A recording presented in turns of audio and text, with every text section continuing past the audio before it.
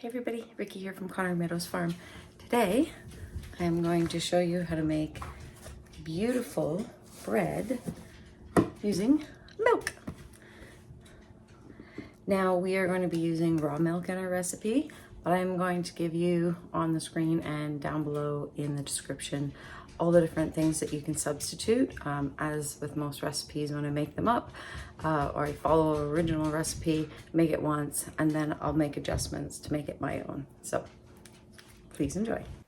All right, guys, so we're going to get kitchen scale out here, and most of these measurements are weighed. I will give it to you in cups and whatnot for those of you that want to do cups. Now we are going to be using the mixing stand, so grab your bowl for your mixing stand and get it on your scale. And the first thing that we're going to do is we're going to get it and we're going to tare it, and we're going to put milk in it. Now we are using raw milk, and we are going to need to shake it because our cream separates to the top. Now we're going to add 410 milliliters of raw milk. If you don't have access to raw milk, you can use 160 milliliters of heavy cream plus 250 milliliters of milk. If you're doing this in cups, you want to use 2 1/3 cups of heavy cream and 1 cup of milk. We're also going to add 1 large egg. Now, because this stuff is all cold, you're going to cover this and you're going to let stand for about an hour until it comes to room temperature. Once it's at room temperature, we're going to go ahead and we are going to add the next ingredient, which is going to be our sugar. Now, if you want, you can substitute the sugar for honey or maple syrup. We do honey, it's 75 grams of sugar, or honey or maple syrup, it's 75 grams, whatever you decide to use, which equals about 1/3 of a cup. We're also going to be adding yeast, and this is active dry yeast. It's not quick yeast, it's regular yeast, and you're going to be using 1 tablespoon of yeast. So that's not weighed out, it's just 1 tablespoon. Sprinkle it on the top. Once that is in, tear your scale back down to 0. And we're going to grab the next ingredient, which is going to be salt. And we're going to add 7 grams of salt, which equals about 1.5 teaspoons of salt. And again, I am weighing this, but I'm also giving you how much you can do it in cups and whatnot. Because it's bread, you can shift things around a little bit because you're always going to be needing in extra flour at the end anyway. So it's okay if our measurements are slightly different. Next thing we're going to do is 570 grams of all-purpose flour. Now, I use about 150 grams of whole wheat, and then I top it up with white flour. That's just my preference. I put too much more than that of whole wheat in, the bread gets really dense and it doesn't knead out as well. So just something to keep in mind. And if you're using cups, it's 4 cups of all-purpose flour.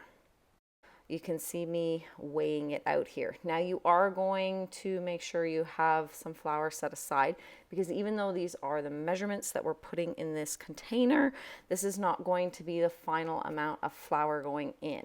You're going to be needing to add flour when you're kneading it. You're going to be needing to add flour when we're shaping it. So just make sure you have some flour set aside. All right, so we have our mixing stand here, lock it in, and we're going to go ahead, mix it on low to start. Make sure your flour is not going everywhere, and we're going to be mixing this for a total of 15 minutes. Now, a few things to keep in mind over these 15 minutes where if you have a dough setting on your mixing stand, that's what you want to set it to. I do not have a dough setting, so I start low, then I bump it up to 2, and 4 I find on mine is too high, so I sit somewhere between, because it goes 2, 4, 6, 8, so I actually sit between the 2 and the 4, so at about 3. You do want to make sure that you are periodically scraping it down, and you will find if it's really sticky like this that you're going to be wanting to add a little bit of flour here and a little bit of flour there. Each time that you're scraping it down, add a little bit of flour. Now, what your end result of the 15 minutes that you want to see is that you want to see that the dough is not sticking to the edge of the bowl and is just like sticking to the bottom. Now, this is on fast forward, so obviously this is a lot faster than what the machine is going to go. So this is what I was talking about. You can see how the edge of the bowl is fairly clean, but the dough is stuck to kind of like the bottom. That is what we're looking for. And if you're getting to the end of your 15 minutes and you're not seeing that happen, add a little more flour. And you need to do that until, like, add flour and mix until you reach the point that you're seeing this. And that on the bowl is exactly what you want your dough to look like. Now I'm just letting this finish off its 15 minutes. And now we can pop it up and we can scrape this down. Now we are going to roll this out, and it is really sticky dough. So unlike a lot of bread doughs that you would roll out right away, this is not really a great candidate for rolling out onto your counter after you mix all the ingredients together. It is ridiculously sticky. I did try it once. It was an epic fail. You can definitely try to mix this on your counter from the very beginning. You're probably going to need to knead it for about 20 to 25 minutes. I don't suggest it though. So a mixer is definitely the way to go with this one, just to give you a heads up. Now we're going to go ahead, we're going to flour our surface down, and we are going to roll this out a little bit. And again, it is ridiculously sticky. Like, you can see how much I'm struggling to get it out of the bowl, off the spatula. It is really, really sticky, but it does make really, really good bread. So now we are going to hand knead this bread. We're going to knead it until all of this flour is collected up from around it. And we're really going by feel. I want it to be tacky, but not too tacky. At this point, it was still a little bit tacky, so I added a little bit of extra flour, rolled it out, and then we're going to plop it into our bowl. We're going to take this cloth and we're going to dampen it. So I'm going to get it wet, and then I'm going to wring it out. And I'm going to bring it over and cover the bowl with it. And then I'm going to put our beeswax cover on top of that to keep the moisture in. And this just helps keep it moist and not dry out when we take it down and put it in front of the fire to sit for an hour to 2 hours. If you don't have a beeswax wrap, shrink wrap works just fine. We have a fire on downstairs in our house. So I am going to put my bread to rise down near the fire. You don't need a fire to do this. I just find the bread always rises nicer next to the fire. So it's just there on the floor. And we'll let it rise for an hour or two till it's about doubled in size. And then we'll move on to the next step. Now, while you do not need to have a fireplace to have your bread rise, you do need a warm location. So just keep that in mind. So I went ahead and I buttered my pans. I'm going to be making 2 loaves. You can make buns, you can make cinnamon buns, you can make all sorts of things. This recipe is very versatile. We're going to knead it out on a floured surface. If you do not want to hand knead this, you can do it in your stand mixer. You need about 5 minutes. I just find that I have a better feel for the bread itself, and the fact that I can tell when all the air bubbles are out of it, because that is the whole point of doing this kneading, is to get the air bubbles out. And I just don't find that I get that the same in the stand mixer. If it is hard for you to knead bread, go ahead, try it in the hand mixer. I'm going to split this in half because this bread is a very, very dense bread, and I just find it a lot easier to work with it in 2 parts.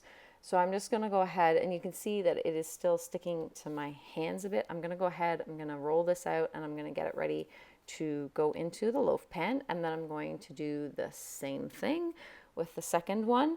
And you can see I'm really pushing down, and I just squished it air bubble. That is the purpose of what we're doing here. And that's why I said I really don't feel that you get the same kind of working with it in a stand mixer as you do by hand. Now I do start to knead this one, and I realize that this one is significantly smaller than the other one that I already plopped in the pan. So I will be grabbing from the pan that other piece and cutting a piece off just to make it a little bit more even. And then I'm able to make 2 relatively even size loaves of bread. Like I said, you can make buns with these. You can roll these out. You can make cinnamon buns. It's a super, super versatile recipe. I also use the same recipe and make my bagels with it.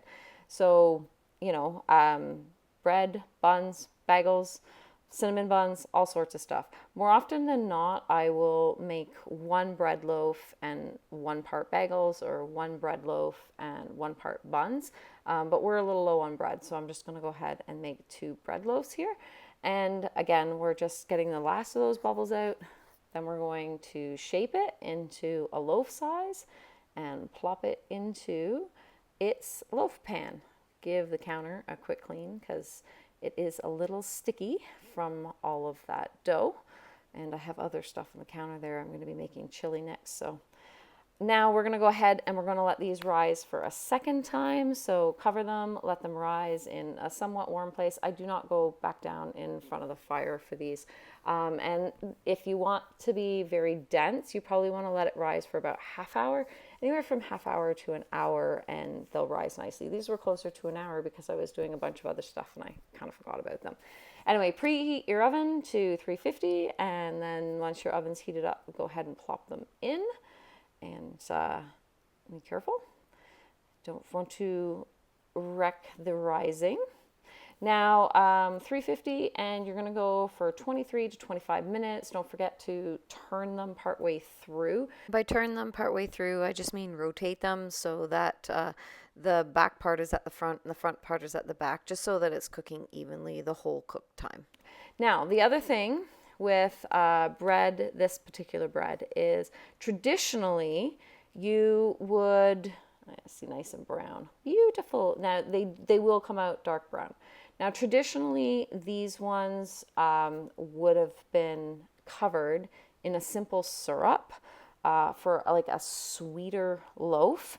We tend to go for savory, so we end up using butter.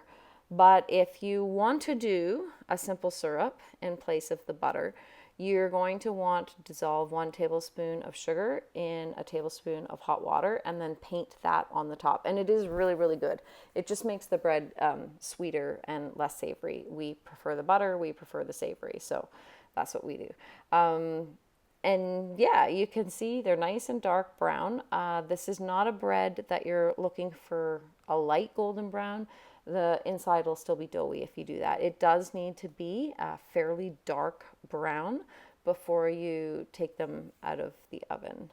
And you can just see the butter melting off of them there. Delicious. And so I just want to show you.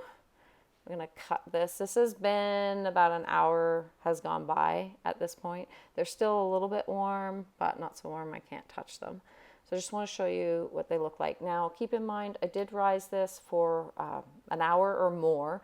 Usually you want to rise it for about half an hour, and it's a little more dense. But if you like it a little lighter, this is what it would look like rising for a little over an hour. Nice and soft, springs back really well.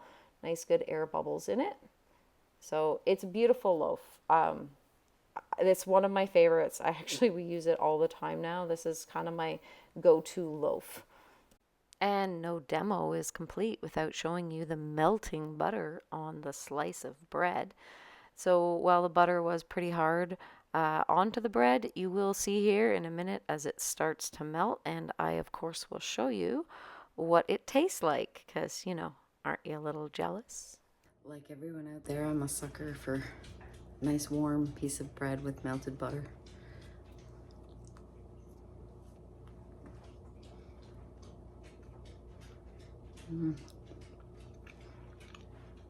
So good. Now to store your bread, if you have any bread left to store, just put it in a plastic bag. It's okay on the counter for a day or two. And if you can't use it in that time, then put it in your fridge or cut it up and put it in your freezer. It freezes just fine. All right, guys. Thanks for hanging out with us on the farm in the kitchen, and we'll see you next time.